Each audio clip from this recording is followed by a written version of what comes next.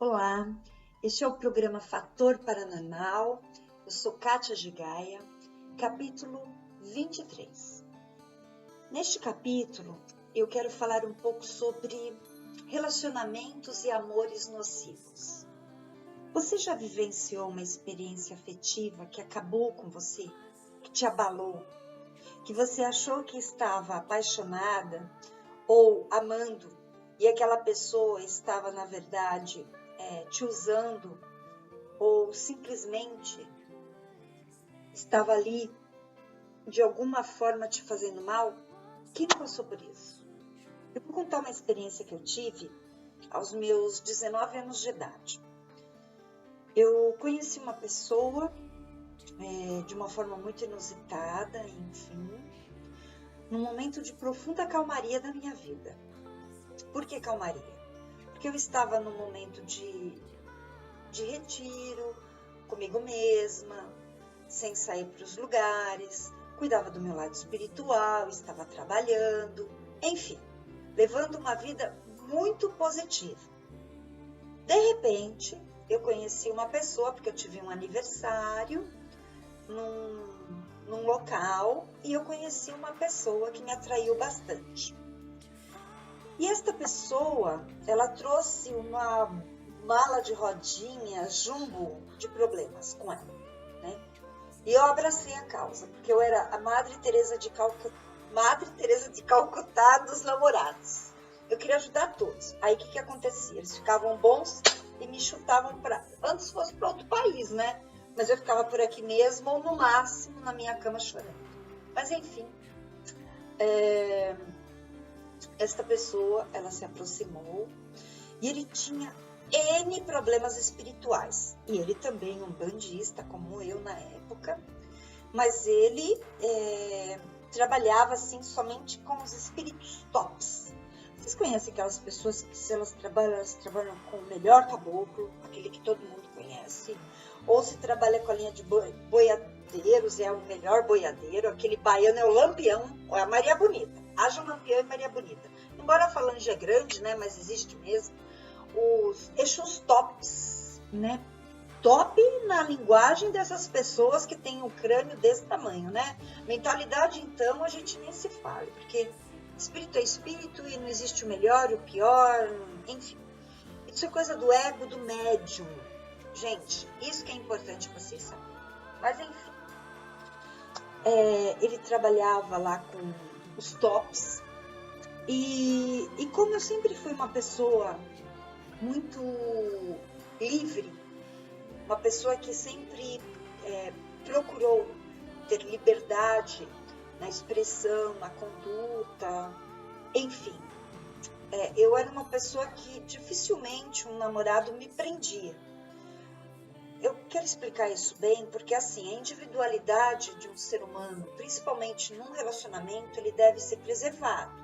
Você tem que ter os seus horários para os seus amigos, para os seus estudos, para o seu trabalho, para as suas particularidades, para tudo aquilo que você gosta de fazer. Porque se você para de fazer, você perde a sua personalidade, você perde o seu laço. E esta pessoa queria me castrar, né? Que nem um bicho. Ficar ali presa, né, ao pé da cama. E eu não sou. Eu sou aquariana, eu sou uma pessoa inteligente, graças a Deus, bem resolvida, e na época eu também era. Hoje eu sou mais. E esta pessoa, ela me colocava em certas situações assim muito complicadas, e sempre utilizando os recursos da espiritualidade. Então, qualquer coisa que acontecia, o que ele fazia? Ele espiritava. Ele espiritava em qualquer lugar. O que é espiritar, né? Desculpa, brincando um pouquinho, ele incorporava. E o que ele fazia? Aquilo que eu falei em alguns capítulos atrás. Ele utilizava o recurso da mediunidade, o guia, a entidade ali, para falar o que ele queria. Então, como eu respeito as entidades, Ele utilizava desse mecanismo mediúnico para exercer o poder sobre mim.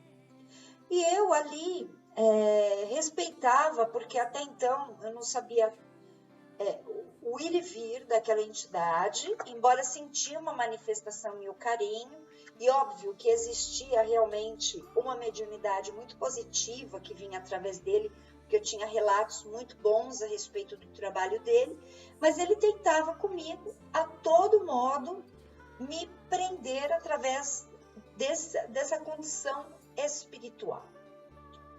Gente, quem vive isto, e eu sei que muitas pessoas chegam em mim e falam, mas ele incorpora na hora que eu digo não, mas ela incorpora na hora que eu digo que eu não vou fazer tal coisa. Gente, isso é tão corriqueiro e tão ridículo, né? Isso não existe. Quer dizer, existir existe, mas há de se ter o quê? Postura, correção naquele momento, para que isso não se torne uma situação ridícula no seu dia a dia. Então, eu te convido a mentalizar um pouco mais sobre essas questões, a compreender que as relações, elas precisam, antes de tudo, ter respeito com a sua liberdade, com a sua expressão. Quando você diz não, é não. Quando você diz sim, é sim. Quando você está contra uma ideia, expõe a sua, mas dê abertura para que o outro também se exponha.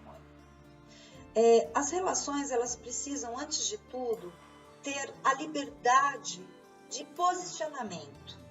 Precisa ter a cumplicidade daquilo que nós dizemos como expandir a relação.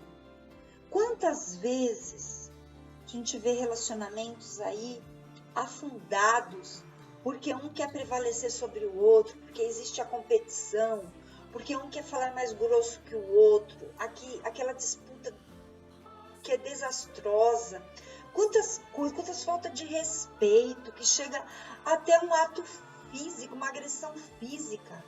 Não há necessidade disso.